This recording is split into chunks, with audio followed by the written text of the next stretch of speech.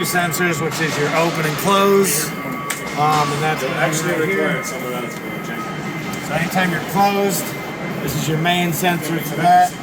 And then you have a proximity sensor here that catches a flag. I think this is the flag right here that it catches. Okay. So basically, it's just a basic understanding of proximity sensors, light sensors.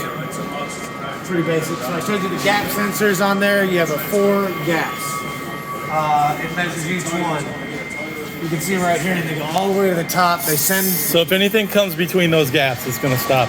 Yeah. So basically, it's monitoring your shelves going in and out. Okay. If there's any complication with the problem or with the machine, as far as like a shelf getting wedged, you can look and see. Okay, well, it's going toward the back of the machine because the lights will be grayed out. Okay. This is your proximity sensor for your shelves to see if you've got a load on it or not. Okay. Those are your 2 motors, basic stuff. Proximity sensors for zero search. Let's see. Right here is your bottom 0. Okay. Your top 0 is going to be right here above it. And there's also another flag up on top of the machine. Explain what the flags do. So the flag, proximity sensor, anytime metal gets near a proximity sensor, it triggers just like a home security system, like opening and closing a door. Okay. Similar. So instead of using a magnet, it just senses metal. Okay. So if metal gets near it, it senses, turns on, and alerts the machine depending on what the proximity is for. Will we have to or ever be expected to get in this machine?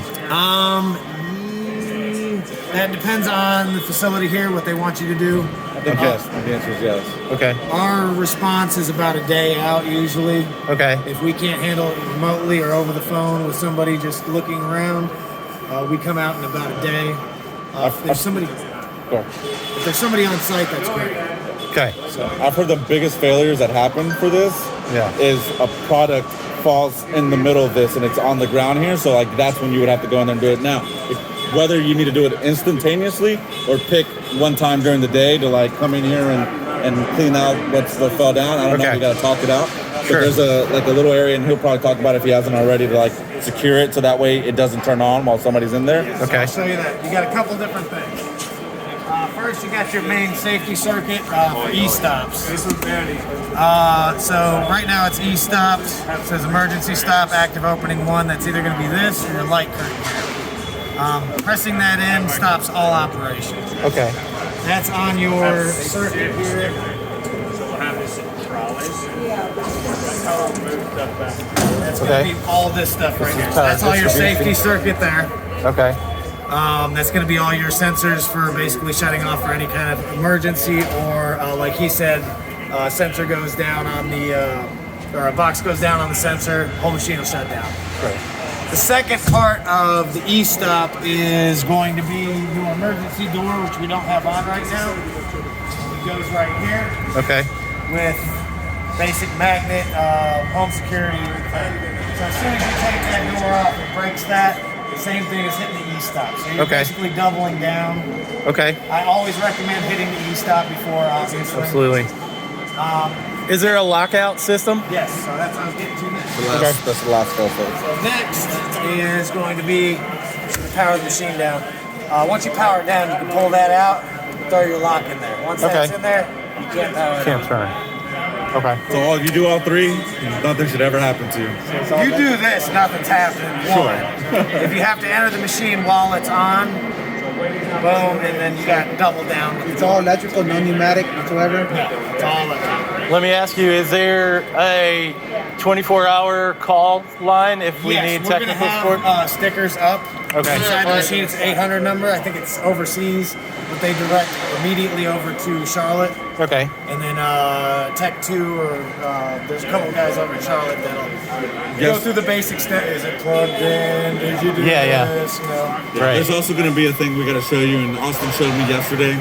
where you can actually log into here to one of the support programs that they have, where they can remotely connect to this and mess with it to check to see if 9 it's times anything. out of 10, unless it's a sensor failure, we can usually fix stuff with that. Okay. These machines are pretty smart. They avoid collisions.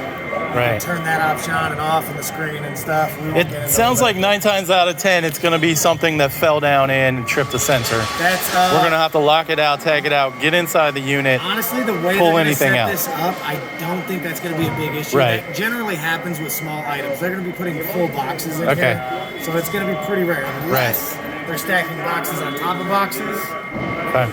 then it might be an issue. Okay. Who knows? I don't know what their plan is doing that. So. So yeah, no problem. But just want to understand what the typical problem, the typical troubleshooting would be like. Typical troubleshooting would be what he said, or somebody. Actually, most of the time, our problems are somebody gets a hold of our access codes. They go in and mess stuff up. We have to remote in and fix it. Okay. The only physical stuff that you'll probably be going in for is going to be for retrieving a box on a sensor. Okay. Cool. That's typically it. Possibly like a product run, like someone's actually working on the machine and using this. Someone's actually utilize this. How would they use it? What's the process? Oh yeah, I'm gonna show you.